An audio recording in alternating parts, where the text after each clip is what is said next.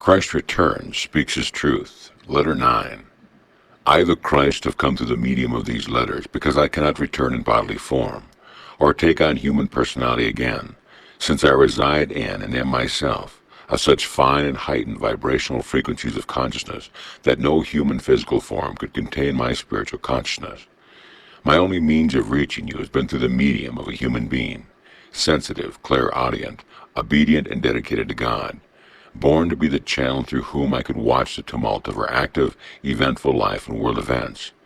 I have been able to intimately review the conflict and pain unknown in centuries past because scientific and technological discoveries and the lessening of moral and conventional values have led to new highly stressful conditions of modern living and new ways of relating to each other. Through the medium of this pliable mind, the modern human condition has, to a slight degree, become subjective for me. Without this knowledge of the human experience, these letters could not have been written in a form which is intended to be helpful to the human condition at this time. The process of partial overshadowing began before her birth, continued in her youth and life. Beginning with the thorough deprogramming of her mind and full cleansing of old concepts, my recorder has been deliberately subjected to every type of human experience, bearing witness to the struggles and sorrows involved in modern living. With my instruction, she has climbed out of her many diverse holes of distress, culminating in the death of her ego and mental emotional bondage to materialism. She is learning how to move in the consciousness frequencies of universal love and has had personal experiences of the reality of universal consciousness. So has she been sufficiently cleansed to receive even more clearly my teachings to distribute throughout the world. Under my influence, she has withdrawn from social life into seclusion and aloneness and has ultimately become dependent on me for her daily will to live. And I work through her total minute-by-minute readiness to receive my words whenever cosmic and her personal conscious energies enable her to hear me and receive me. I rely on her honesty and dedication to wait, to hear me accurately, and I make it clear when it is I who speak. Until I speak, she is unable to write. I have told you this, that you may understand out of what Christ consciousness energies these letters have taken form. I have come again in this letter to bring together all the loose ends of my other letters and present them within a world context, showing how these teachings are relevant to every aspect of your earthly lives and to all nations. These letters are meant to be the impetus, the spur, to a personal opening of the mind and heart to your source of being, and eventually, to become the means of your perfect understanding of the effects of individual and mass thought and behavior on every facet of your earthly existence. Whereas in the past, the laws given you for national behavior have been directly mainly at "you shall not," or "if you do, this will be the penalty," true spiritual laws are entirely different. They are expressed like this: because you and your place in earthly existence have been created in this way, if you work harmoniously with the laws of your existence, you will open your entire system of soul, mind, emotions, body, and personal circumstances to the consistent inflow of divine consciousness, your life force. The fruits of your disciplined behavior will return to bless and load you with health, harmony, and prosperity. If, on the other hand, you ignore these laws of existence and continue living as you did before you received this message, then your lives will continue to be punctuated by turmoil, difficult climatic condition, pests in your crop, financial disasters, famines, and stressful life. I have spoken through these letters expressly to enable you to reach true, consistent peace of mind, spiritual love, joy, and inner healing of mind, emotions, and body. You should have understood by now that this was also the sole purpose behind my last mission to people on earth, to show them how they themselves were creating their own misery. You have been taught by Christian churches that you have been created by God, must worship and please God by keeping His laws. But this is not truth. Worshipping God is a pagan ritual. When people worship God, they set God apart and above them, unreachable and to be feared. For who knows what evil He might send on earth if people do not act according to His will? But that was not the message I brought to earth.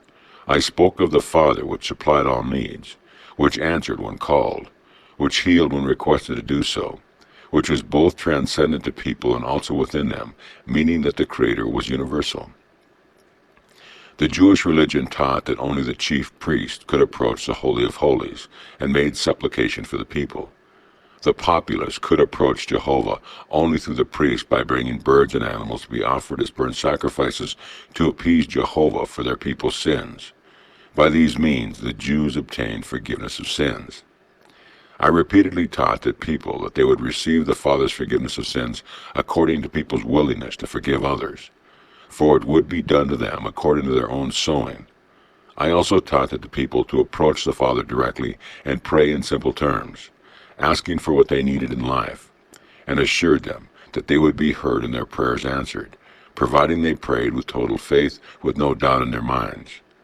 You must understand that everything I taught the Jews was in direct conflict and opposition to what their religious elders taught them, which was why the priests hated and crucified me, since I was robbing them of their exalted positions as personal henchmen of the Almighty. Because for fear of reprisals after my death, the disciples did not break entirely free from the Old Testament. Much of the Old Testament taught was carried forward into the Christian religion. Instead of animals, the body and blood of Jesus were substituted to be sacrificed offered by priests upon the altar.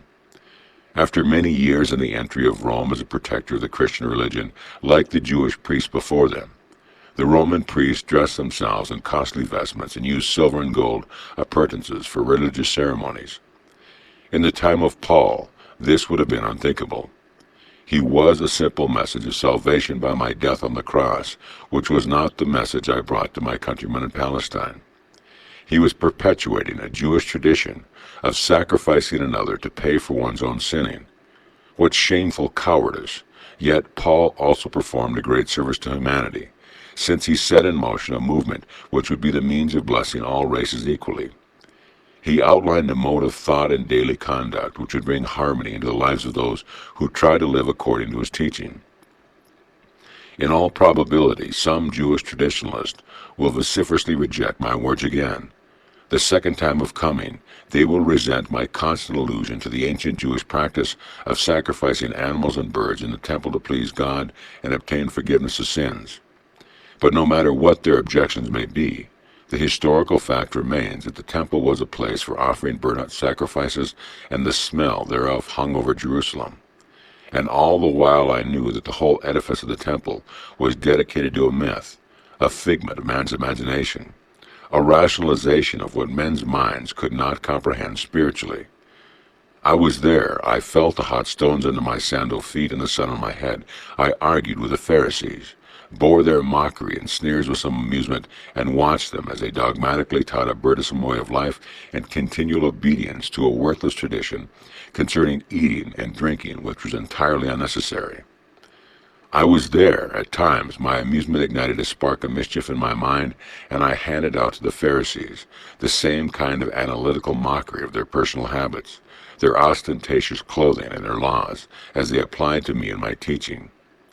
He is a fool, they said, and loudly ridiculed my statement, "The kingdom of God is within you." "Tell us, how could God be within a person?" they shouted derisively. Using a barrage of contemptuous arguments, they called on the prophets and compared their concepts of the Almighty Jehovah with my description of the simple Father, who even had thought for the birds. How could this be, they demanded, when birds were regularly sacrificed in the temple for payment of men's sinning? Would Moses have instituted such a holy practice of burnt sacrifices if birds and beasts were of any consequence in the eyes of the Almighty? I remained unmoved as they launched their verbal attacks at me. They only had the conviction of Jewish tradition to support their statement, whilst my mind had been imbued with the true knowledge of existence itself during my illumined experience in the desert. I had been given understanding of the universality and the creative goodwill of the Father, which enabled me to perceive and do things which no chief priest or Pharisee, or Sadducee or scribe could ever do. Because I understood the nature of our source of being, I could with confidence put my hands upon a crippled man and raise him up to wholeness again. Who could measure this knowledge against the ridiculous traditional laws of the priests?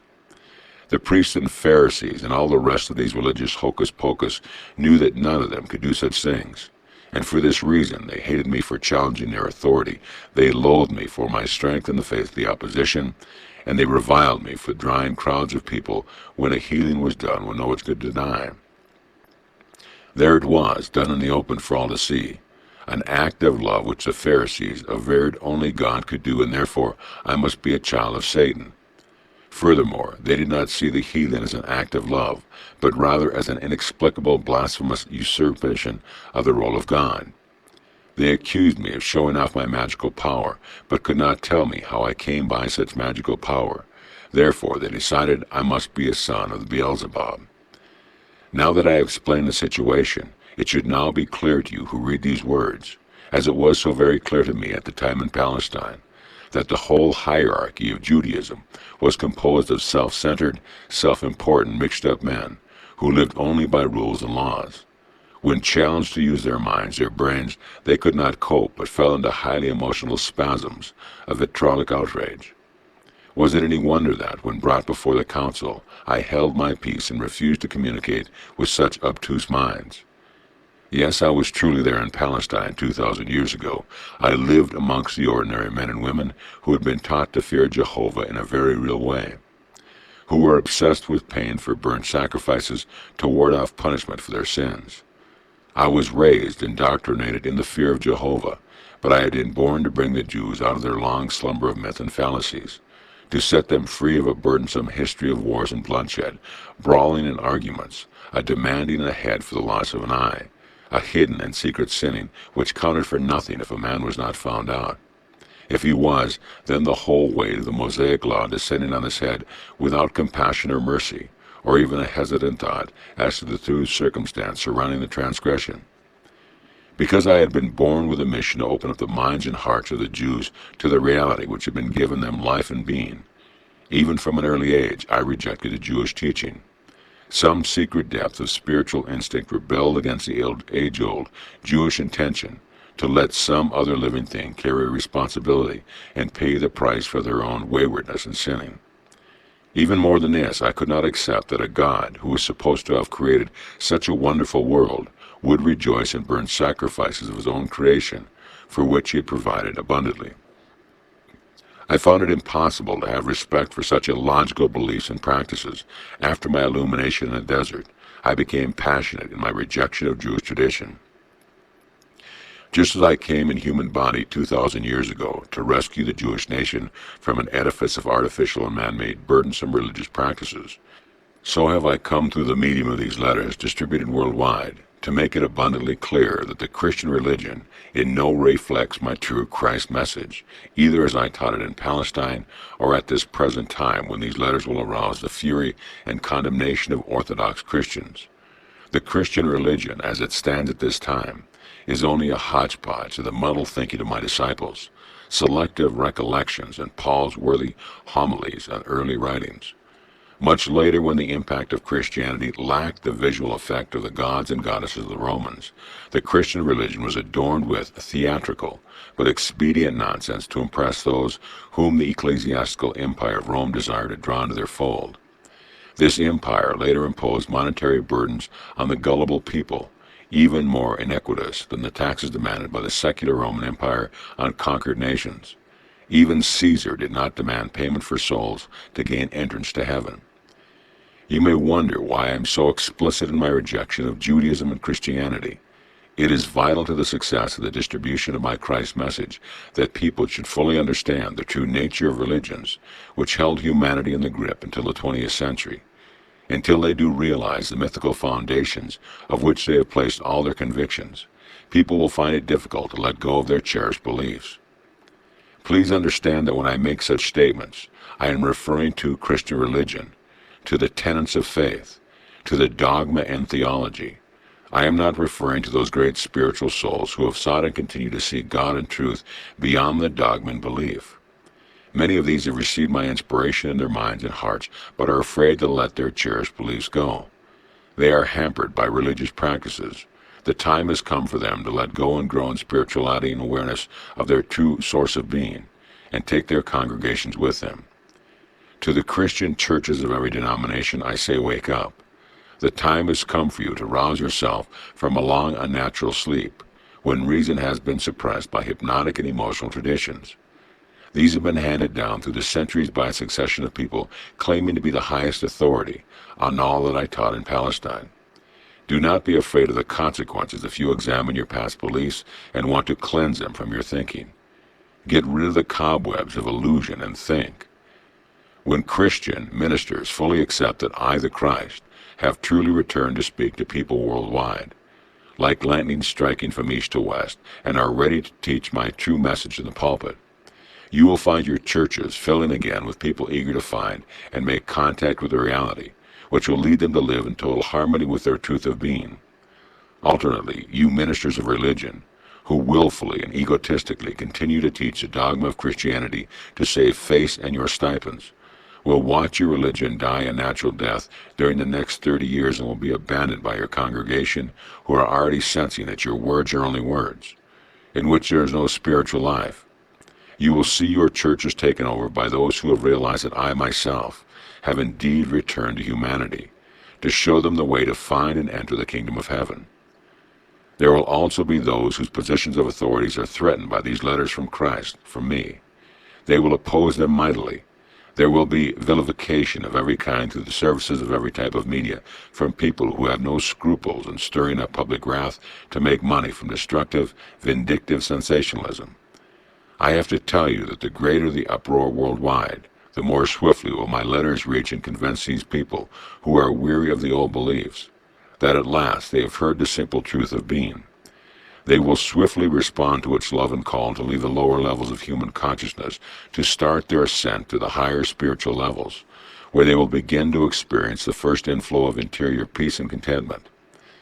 There will be conflict throughout the entertainment industry, since more and more people will recognize and turn against the violence and degradation with which their entire consciousness of mind, emotion, body have been fed by degenerates, obsessed by making themselves a fortune. These spiritual ghouls have understood the strange fascination of the unholy and macabre for ignorant people who have been so surfeited by the secretly comfort and luxury in the 20th century. They no longer find contentment in them. They need excitement to stimulate their jaded consciousness. Were the lives of people truly as horrible as depicted on the entertainment they watch daily, they would turn from their screens in search of something beautiful and easeful to rest their tortured nervous systems. And yet, if you will reflect honestly on the conditions of your present lives, you will realize that they are already becoming a terror-inducing mirror image of all that your entertainment industry has given you over the past 50 years. People have been fed on the worst scenarios possible by cinema, TVs, books, and media sensationalism, and are now complaining that the former sense of security they previously enjoyed has been whipped away from them. I see you on earth, presently barricaded beyond electric fences, high-spiked walls, guarded by security men who themselves traitorously murder the people they guard. I see men and women who previously walked the streets and country lanes fearlessly at night, now locked up beyond security gates, afraid of the most despicable and brutal attacks. I see races traumatized by their own people. I see genocide, revolution, bombing, assassination, mindless killing of every description. The murdered come through into their next existence, still traumatized by the shock of their unexpected passing. I see them and minister to them, if they are able to see and receive me. Many, many people are far from ready to move on to the higher form of existence, and so they dwell in the shadows until they are released through rebirth. Earthly life has become the hell which you depict on your screens and in your literature. Why? Because your so-called civilized culture permits brutality in all its perverted forms to enter your homes through the medium of your TV for your titillation and excitement. You wanted it, and now you have it in its most real form within your own daily experience. No one is immune from these disasters you have brought on yourself. Do you wonder that I, the Christ, have returned to you at this time to explain to you what you have done to yourself? How would it be possible for any spiritual embodiment of love to remain remote from such agony of spirit and fail to reach out to render help when help is possible? Therefore, as I said before, I am not alone in my work. I speak for every master as I speak through these letters. Every master is ministering to those who follow this earthly teaching. Every master is calling on their adherents to read, heed, pray, that they may absorb the truth within these pages and strive to cleanse their thoughts and actions and become the embodiment of love to all. But these letters will set in motion a season of change. When people truly wake up to what has been done to their consciousness worldwide by greedy, unscrupulous, and degenerate tycoons, they will experience extreme anger. The public will begin to recognize the insidious and devious ways in which they have been gradually enticed into the webs of abomination. And I, the Christ, have to tell you that when this happens, you will no longer find the word abomination old-fashioned and out of date. You will clearly perceive the difference between wholesome, life-giving consciousness forms, words, and destructive consciousness patterns.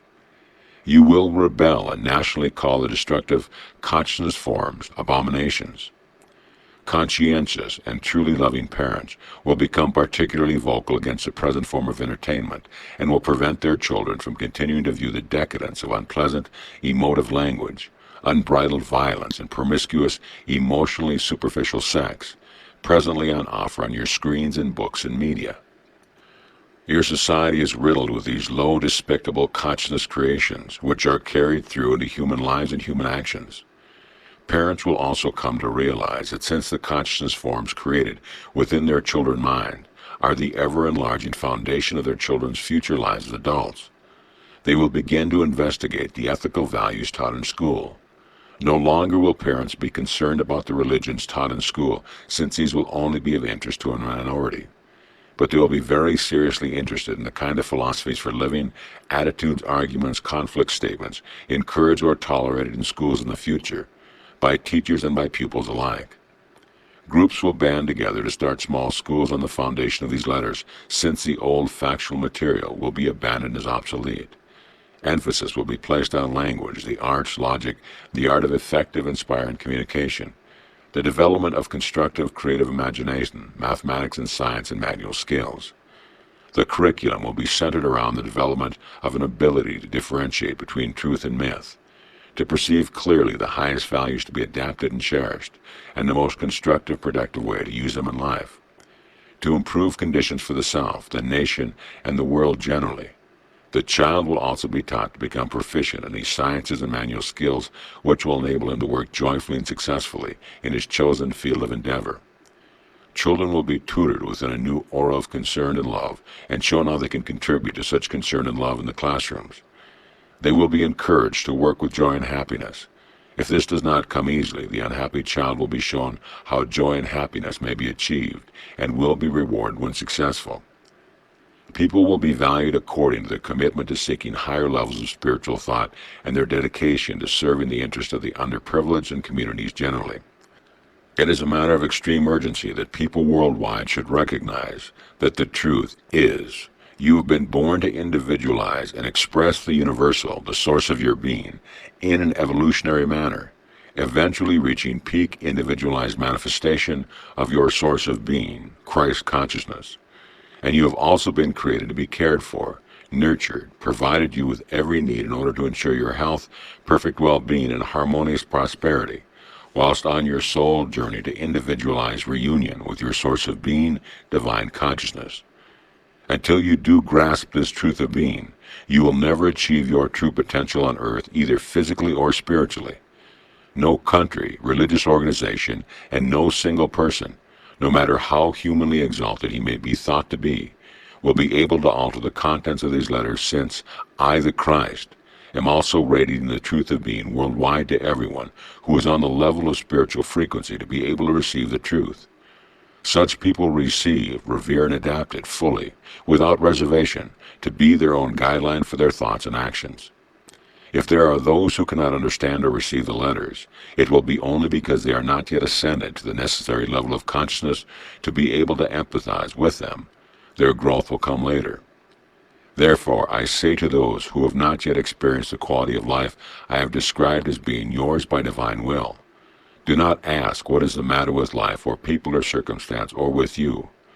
Look inside your own thought processes, your own attitude towards life, generally your feelings towards other people and yourself, and find out what kind of thoughts and expectation you regularly indulge in. These create a powerfully creative conscious energy force which you are emitting throughout the day. It will attract you exactly what you fear and expect. Sometimes the negative creative consciousness form is deeply buried in your subconscious, implanted there many years ago due to certain circumstances. or the negative creative consciousness impulse may have come through from a past life. In any event, if you have been subjected to consistently bad experiences, examine your inner state of consciousness and find out what kind of negative expectations possesses your subconscious. Discover also what are your attitudes and feelings towards other people. Are you consistently living within the harmony of the laws of existence? Are you expressing unconditional love on every level of your life, towards every single thing in your experience? Are you able to see the light of the soul within all living things, or can you see only their ego drive, their darkness? Do you realize that for people whom you may reject or criticize, I, the Christ, have the highest love and compassion for them at all times? Whom you may be rejecting, I am radiating to them my unconditional love. Bear in mind at all times that your source of being is in two states, in equilibrium and activity. The active state of your source of being is a dimension in which you have been conceived and given individualization. The equilibrium of universal consciousness is a dimension of perfect silence and stillness, in which the underlying impulses of creativity are locked together in an embrace of mutual restraint. When you fully realize, accept, and understand that in every learning session in your school on earth, you have access to the divine loving intelligence which resolves every problem the perfect way, you are then lifted beyond the reach of panic and pain. You solve your problems swiftly and smoothly and realize that your own store of wisdom and knowledge are being increased in many ways. In this way do you evolve on every level of your being. Whilst my purpose in coming to you through the medium of these letters has been to show you the way to live in harmony with the laws of existence, to help you to avoid unnecessary pain, limitations, and deprivation caused by your ignorance of the laws, I also want to imprint in your consciousness that everyone is subject to rhythms in their lives. Everyone goes through the high periods when an inflow of blessedness brings you all the things you have wanted, and you are on the peak of human happiness and success. You rejoice.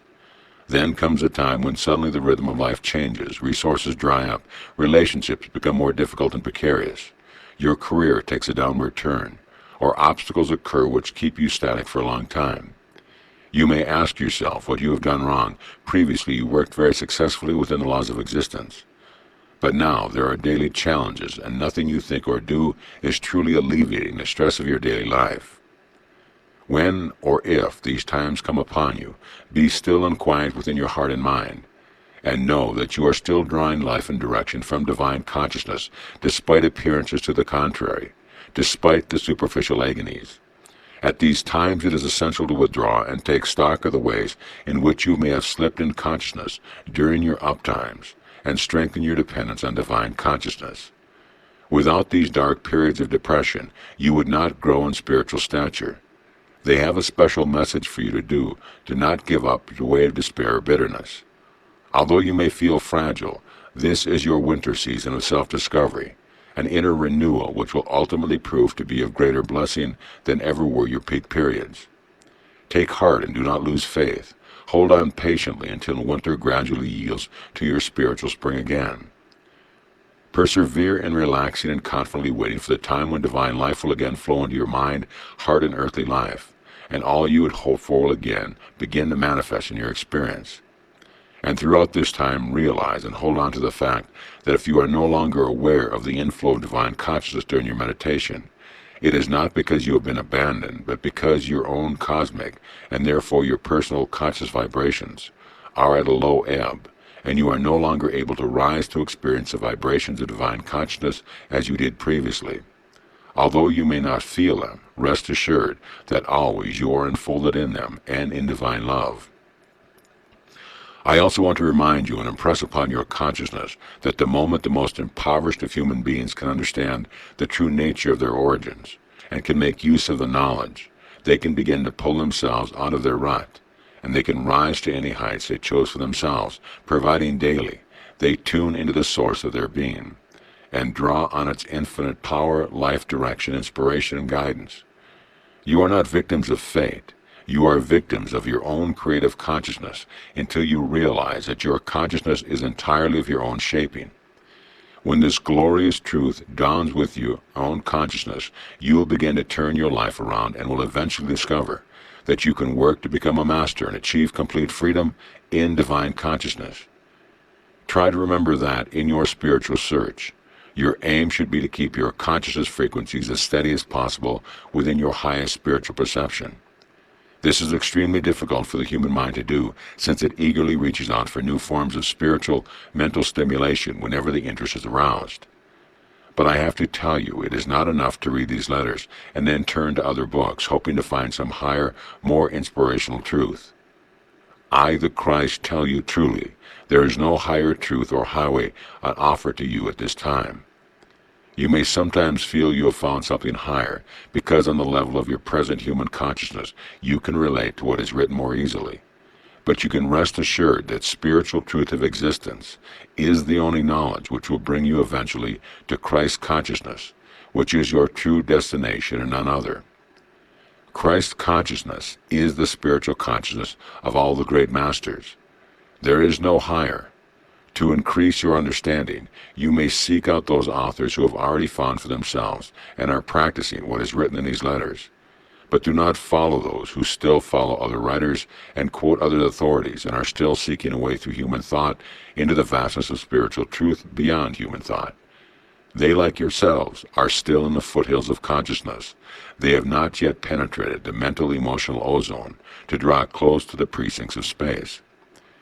Do not follow those who are finding pleasure in and writing of marvels and occult practices and are seeking to lead you into experiencing them also, advocating the use of material substance to increase energies in different areas of your life.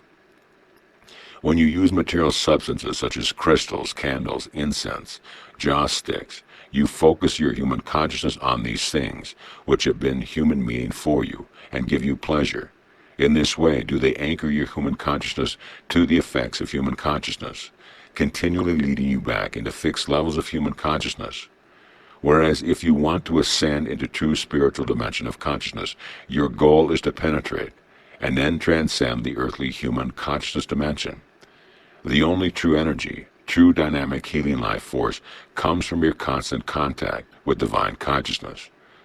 As you journey upwards, you will become acquainted with the finer vibrations of the astral plane, but do not loiter in these levels, since they are only manifestations of higher physical forms of consciousness and should not be your true goal.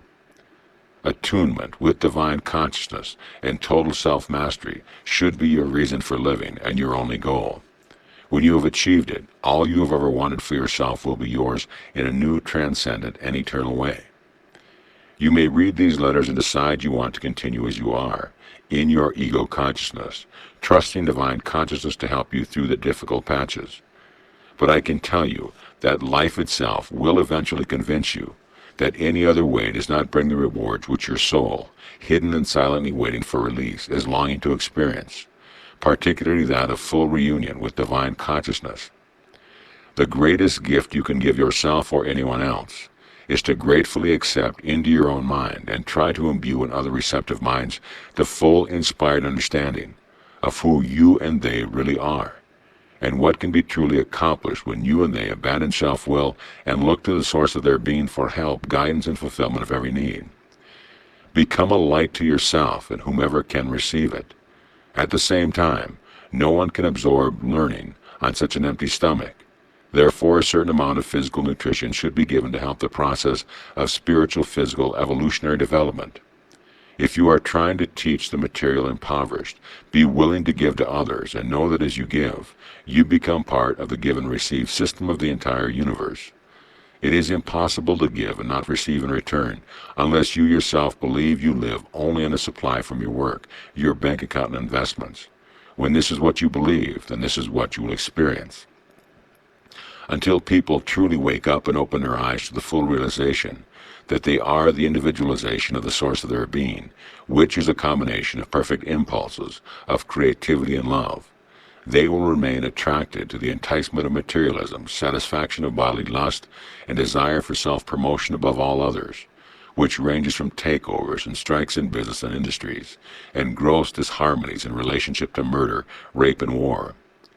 Wherever a person exerts his ego over another, angry discords abound. This is the very first law of existence, which must be publicized throughout the world. How then should human nature strive daily to live in a world naturally dominated by ego drive, the overpowering desire for self-satisfaction? The answer lies in my statement, do to others as you would be done by. This is the first step to overcoming ego drive. When involved in argument, let there be a full justice rendered by each party to the other.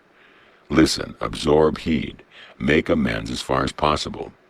Make certain that in your demands you do not make inroads on the well-being of the other party, be it a personal, pleasure, business, or industry. Remember that as you do to others, so will it eventually be done to you. Remember that your thoughts, words, and actions of today will take on form into the experience in days, months, or years to come. Sometimes the sowing will take years to grow into its harvest, and the sowing will have been forgotten. However, rest assured, whatever you do today will return to you in some related form, although you may never recognize it as such or perceive the connection. Whatever you would have people say about your mistakes, say these things and mean them about the mistakes that other people may make, friends or strangers. Give the acceptance and forgiveness you would like to receive. What is true forgiveness? It is a state of understanding the other person and their reasons for their behavior so clearly that you can say in all honesty, there is nothing to forgive. The loyalty, kindness, and generosity you would like to receive when in trouble, give to others. When they are struggling with heavy burdens, never turn to them a cold shoulder. Learn to look at a person or a situation with the eye of kindly discernment. See them as they are at this moment, and then remember that I see them with compassionate love. If you see a real need of improvement in them, for their own good and the future enhancement of their well-being, look at them only with heart and eyes of love, and see them as they can be in the future. Take them in thought to be their source and being, and know that your prayer has surely blessed them, and opened doors to their development. Seek guidance from divine consciousness as to whether you can broach the subject of their improvement, and ask how this may be done to ensure their happy acceptance of counsel and ultimate success in personal development. If someone wants to tell you how you have hurt them at any time, stand or sit still quietly, and know that this is a true challenge to your ego drive. This is your big moment, your greatest testing point. How will you handle it? Will you make excuses and defend yourself, considering, even saying, that your actions should not have hurt the other person, and were fully justified in the circumstance? If this is how you respond, then your ego drive is still in perfect control of your consciousness. If, however, you can realize that the great moment of truth is upon you, and because of this awareness you are able to remain quiet and calm, listening to the other person's description of the hurt at your hands, you are succeeding in the first overcoming of your ego. The next urgent step is to put your own need to defend yourself firmly aside, and sincerely empathize with what the speaker is saying. You will only be able to do this sincerely if you can be self-effacing enough to enter a place of inner silence where you can fully enter into their hurt, hear what they are saying, and receive their pain in your heart. If you can do this, you will have got inside their skin. And when you can get inside their skin and feel their pain, you will want to apologize from the very bottom of your heart for what you did. The pain you inflicted ignorantly and unknowingly will become your own pain, and you will not rest until you have managed, through loving words, to remove all residue of pain from the other person's consciousness. You will then have healed the hurt, and it will also be eliminated from your electromagnetic conscious system. You have won a great victory over self. You will have reached that point of inner strength and endurance when you can truly perceive the reality of other people as being of equal validity with your own. You have recognized and accepted that others can be hurt by your actions in just the same way as you've been hurt by others. After reaching this great moment of truth in your life, you will find yourself able to move beyond yourself and others quite comfortably, able to see events from their perspective as easily as you can see your own. A great balancing between the needs of other people and yourself takes place, and you enter into a state of peace, since you are now confident that you treat others fairly and with generosity of spirit. You have now begun to remove the barriers between yourself and other people, and are receiving them into your heart. You have also begun to remove your own defenses, and because of this you will find that at last you are achieving true self-esteem and peace of mind. This new understanding of the feelings of others will inspire you to great respect for them. You will always want to deal with them justly, giving them their dues, never wanting to take advantage of their good nature, never wanting to put them down, reduce their self-esteem, always ready to encourage and pick them up when they're in pain, physical or emotional. You will find yourself doing these things for yourself also. You will become your own counselor, support, healer. You will see each person, no matter what their status, as of an equal basic reality as your own, and you will see that you are equal of everyone, else be he king, pope, or president, for underneath the externals, you have both come out of the great unity of being. Therefore, you will no longer feel inadequate in any situation, because you have moved forward in the strength and wisdom drawn from divine consciousness, and recognize that you, too, have equal rights with everyone else. Quietly, calmly, you will not allow others to take advantage of you. You will be able to speak your mind clearly and honestly with due regard to the feeling of the other people. You will no longer want to denigrate another and reduce their self-esteem. Rather, will you make every effort to see their self-respect, yet relating your truth in a clear but loving way. Remember, when stating your truth to another, it is not within your province to tell them how they should act in any given circumstance or how they should react to your words. However, standing by universal values of perfect honesty, conscientious work, goodwill towards all, caring for the underprivileged, a person is entitled to demand that these values should take precedent over every other consideration of expediency within a group or community enterprise or national endeavor. You also have a perfect right to say how you are made to feel by persons belittling behavior towards you, should you be aware of a need to do so. It is probable that your caring honesty may be necessary to solve or clarify a certain situation for the good of all. State your case with kindness. Gently tell them how you feel in the present unpleasant circumstance, and explain what has made you feel that way. Do not say, "You did such and such a thing," because they will feel you are blaming them, and immediately you will arouse the ego defense mechanism in the other person. Thereafter, the confrontation will become difficult and unpleasant for both of you. To get through the ego-driven people, you must continually speak in such a way as that they will never feel threatened. This is the art of loving communication, and you can only learn it by trial and error and dedicated practice. Each time you conquer ego in yourself, it becomes that much easier to relate to others because you are reaching an understanding of the function of ego in all people. As time passes, and as you gradually release from the grip of your ego drive, you will find that, more and more, you can listen to others with soul empathy and love. If they behave in a way which would have hurt or offended you previously, you will feel the welling up of laughter instead. You will then know that your soul is in direct touch with divine consciousness, for its natural state is that of laughter. Laughter is a consciousness impulse which ripples across the skies, from one planet to another through the Milky Way, and out into the furthest regions of infinity. As infinite as divine consciousness, it came into existence at the moment of the Big Bang. What is laughter? It is a spontaneous consciousness response to a situation where two events or two incidents or two people do not in the natural order of things belong together. They are strangely at odds and in opposition to each other. It is a ripple effect experienced in all living things of higher species, capable of certain judgments or perceptions. It eliminates stress. The ripple effect is felt over the diaphragm which guards the heart and nervous system. As you have seen on examining the nature of creation, everything possible has been done in the evolution of design and growth of living bodies, to make a perfectly adapted body to suit the environment, to enable the occupier of the body to be comfortable and happy and live without stress. Stress is inimical to health. It is contrary to the will of divine consciousness. A spontaneous and hearty burst of laughter is first experienced as a rush of rippling consciousness through the head, bringing a lightening of the entire consciousness. This is immediately followed by the physical ripple effect of laughter, experienced as a light beating of breath on the diaphragm to break up any tension and to smooth away any residue of bitterness. Sometimes laughter in an extremely amusing situation is prolonged to such an extent that the person eventually feels exhausted, but also happy and rather sad the laughter is finished. Most people will testify that laughter promotes a feeling of well-being, even if there was discord just a minute earlier.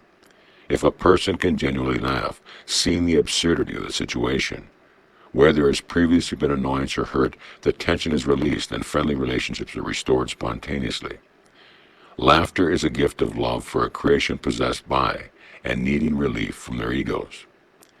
As the ego drive gradually relinquishes its hold over your mind and emotions, you will find that laughter bubbles up spontaneously and brings a wonderful feeling of release. The ripple effect of laughter raises your conscious frequencies of vibration, not only because it's energy released where you most need it, over your heart, over your diaphragm, the seat of your emotions, but because laughter is directly related to divine consciousness. Therefore, laughter is divine. Laughter in your inner child. As you read these letters and meditate, and your levels of frequency of consciousness vibrations are raised, you will discover that old mental patterns are no longer comfortable in your mind. You will seek ways and means of ejecting them from your consciousness as you move upward spiritually, and are ever more desirous of unloading unwanted human ego drives. The conflict in your sensibilities will become increasingly burdensome, and you now long and pray for relief. You will find that when you turn to divine consciousness and passionately ask for divine assistance, the help will surely come. You will successfully get rid of unwanted thoughts and reactions, and you will then discover that laughter becomes more and more spontaneous. You will also discover tensions are smoothed away, and that you are becoming much lighter in thought, easier in relationships, more caring, much more appreciative, more aware of life itself, and all it has to offer in sight and experience. You will enjoy simple pleasures more. You will be less jaded in appetites. You will need less food, less entertainment, will be more contented with your own company, and will eventually begin to rejoice in your own company because divine consciousness will be infusing your human consciousness with its own exalted state of well-being. Little by little, you will be returning to your child condition, which views the world with happy, inquiring gazes. This is not senility, it is a state of greater awareness and vibrance, no matter what your age may be. This is the state of being I meant when I said that unless you become a little child, you shall in no wise enter the kingdom of heaven. I actually said that when you enter the kingdom of heaven, you become a little child, a child in wonder and joy. I have given the world these letters that those who read and absorb them may eventually enter the kingdom of heaven, and reach the state of joy which comes of purity of mind and innocence. Spiritual exercises. If people tell you in a spiritual exercise and imagine certain conditions, you should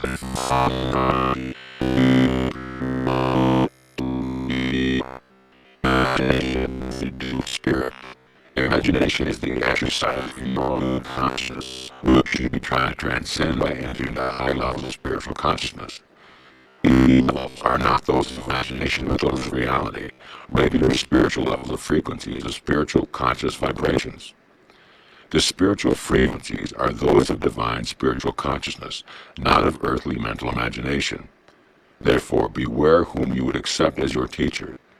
Only absolute stillness and silence of your consciousness will open the door to the entry of divine consciousness into your mind, and that is what everything one should be seeking. If you are thirsty and you need a drink, why imagine you are beside a lake? Go to the lake itself and take a drink of pure, refreshing water. Again I say, imagination is not spiritual. It is the exercise of your will within your present level of consciousness. Wisdom. For you who have found understanding the truth concerning who you really are, I want to talk to you about the worldwide concern regarding racism. I would have you know that this talk on racism arises only out of the ego drive of those people who have felt themselves despised and rejected because of their racial differences. These feelings are rooted so deeply in the self that no matter how circumstances may change for them, and they may be able to progress in life, even becoming characters of extreme importance in the world stage of life, there always remains a feeling of inadequacy and resentment against the people who first made them feel inferior. It should be understood that such feelings of inferiority are not unique to black races. These feelings of extreme loneliness are experienced by the majority of people subjected to the caste system in India, class distinction in European culture, and in those countries where differences are made into mountains of separation of one person from another. These painful and undermining feelings of lesser status are experienced even by the so-called exalted personages who are never quite comfortable in their position of authority. This feeling of inadequacy and unworthiness is endemic to the human race as a whole, no matter what position or race or education one may be. The feeling of worthlessness arises to deep deep awareness of the psyche that ego behavior is contrary to the highest principle of human existence. When this natural inbuilt drive of unworthiness is reinforced by proximity with other apparently more prestigious or successful people, then this natural feeling of inadequacy takes on agonizing overtone. The only means of overcoming the ethnic painful feeling of rejection, even when highly successful, is to reach the clear realization that if there had not been the kind of ethnic upheavals, removals, arrival of strangers, and aliens with their different languages, cultures, educational processes, and their subjection of your natural states and modes of living, the various races would not now be occupying the positions of responsibility and worldly status as some have achieved at this moment. Therefore, the only healing and life-renewing course of action is to meditate, ponder, reflect, and ask for divine light on the subject until you can, in all honesty, say, Lord, I am sincerely glad and happy that all these terrible things took place. Because of them, I am where I am today. Because of them, I have been given an opportunity to test and experience the extent of my endurance, intellect, emotions, talents. I can measure myself against the achievement of other races, and perhaps continue to learn how to rise still further from the beginning. I thank you for the strength and inspiration to show my basic equality with everyone else. I send out my thoughts of love and gratitude to those who laid the foundations for my present good of all these many, many years ago. You can also reflect upon the fact that it was inevitable, according to the laws of existence, that those who were connected with slave trading and other tragic events, or were responsible for handing out pain and torture to other human beings, should return in the future life as a member of the downtrodden races and suffer grievously. When born into black races, it is more than likely these people were vociferous in their demands for equality and humane treatment for black people. Such a person may even have been your great-grandfather or father, and you may be wondering why life has treated the poor soul so badly. Alternately, the white people, who manacled the black people and kept them in dungeons at this time, may still be creating mayhem for other people by occupying the stratum of society of all races, which are rebelling vociferously against the past.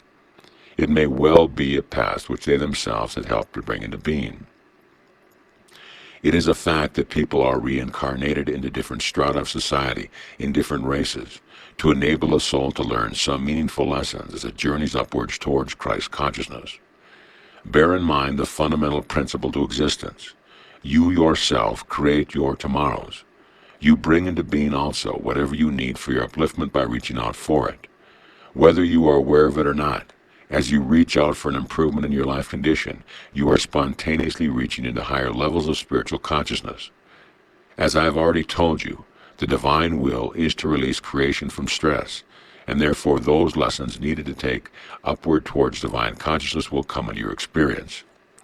Therefore forgive, for you have no true knowledge of the journey of your soul through many centuries of earthly existence.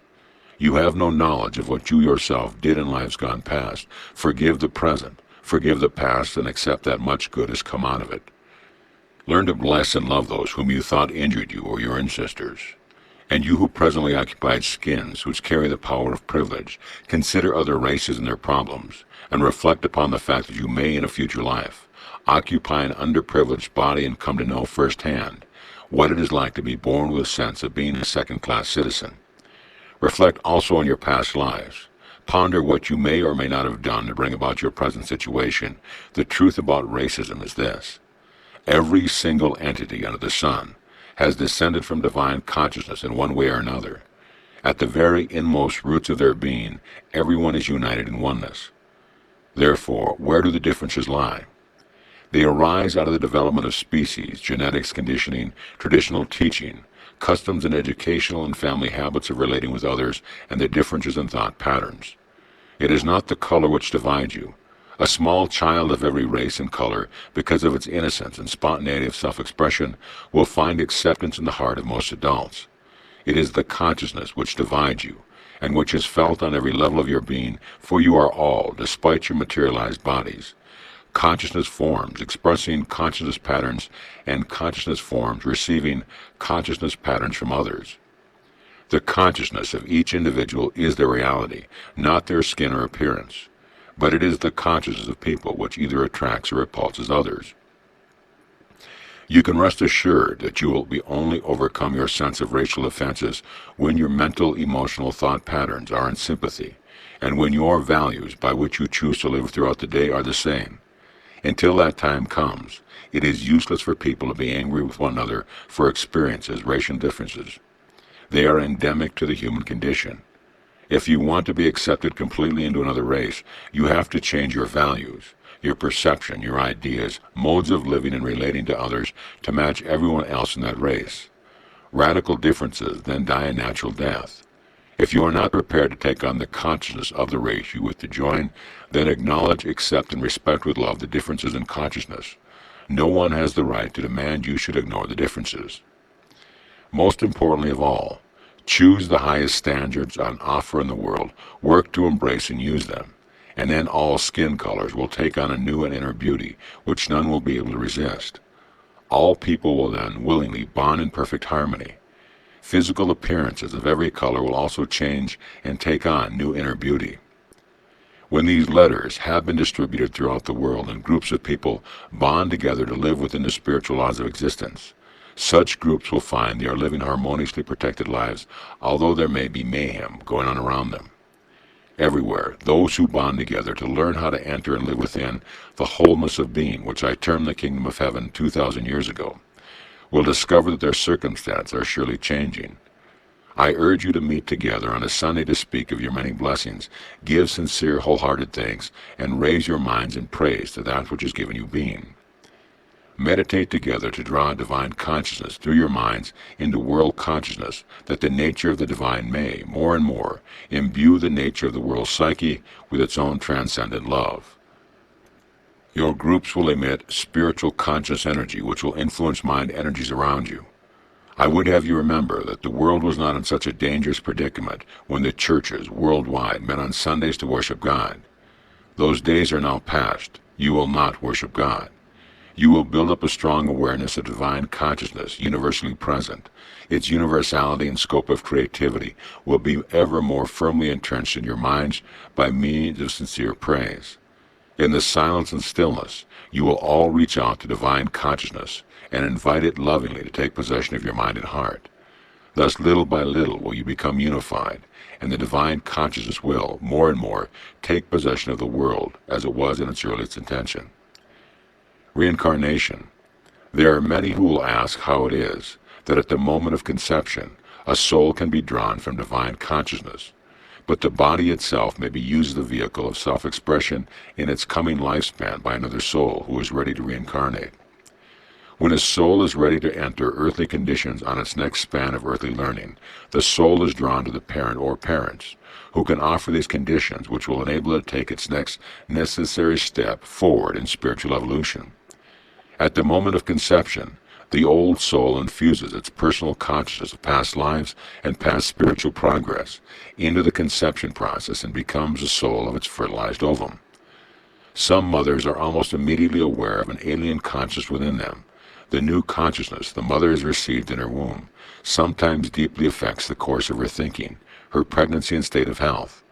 Once the child is born, the mother feels that she has been restored to her normal self. Sensitive mothers frequently experience an awareness of the direction their child's life will take, and may think that this awareness is really born of her own wishes for her baby. Reincarnation is not haphazard or without a consistent plan directing its action. The purpose is always to provide the journeying soul with many entirely different experiences, which will enlarge the soul's hidden store of worldly knowledge. It provides stimulated and necessary changes of scenery and of family and environmental personalities, of characteristics drawn from genetics. But always that thin thread of the soul's journey will be buried in the subconscious mind, and will surface to influence the present incarnation, although the person may be wholly unaware of it. Therefore it is possible for characteristics, strongly held views, or passionate ambitions to be perpetuated from one incarnation to another. Sometimes the ambitions are formulated in one lifetime, and only brought into successful manifestation in the next lifetime until entirely different conditions. In such cases, before rebirth, a soul must wait until the world conditions will further the hidden ambitions of the soul necessarily. If you can imagine a soul first plunging into a red pond, and coming out dyed red, and entering life as a red person with all its natural red racial tendencies, and educated in childhood to live red lives, you will understand that the soul leaves that life with much that is red in its consciousness. Next, he will plunge into a blue pool, and he will emerge blue with all the characteristics of blueness and the lifestyle of blue people. When he leaves the world again, he will have accumulated facets of blue consciousness mixed with the red, and so it goes, life after life, the same soul growing through differing experiences of color, religion, status, marriage, sexes, countries, politics, until finally, he wakes up to the fact that this is what is happening to him, and he decides he is tired of all the various color combinations. He wants only to ascend into light. Then his true spiritual journey starts, and gradually, by moving into one life after another, he sheds the red, blue, yellow, green, black, brown, purple accumulated in past lives, until at last, freed of all the illusions and false concepts of past lives, his soul steps out into light, and reincarnation is no longer necessary. The soul is strong, resourceful, creative, but the individuality of the soul is still inviolate, and he begins to ascend into different levels of spiritual light beyond the frequencies of vibration of the world. As I said in this letter, I am with you always, radiating the truth of being in consciousness. The more you read these letters, the more you will become aware of my presence and my love, and through this contact, my loving purpose for you will be fulfilled. Only you will be able to break the contact. I am radiating love no matter how you feel. I leave you with my love and longing for your speedy journey into spiritual light. End of letter 9. If you enjoyed this video, please give it a thumbs up, or write a comment in the comment section below. In addition, don't forget to subscribe to our channel to keep up to date with our latest videos. Thanks for watching.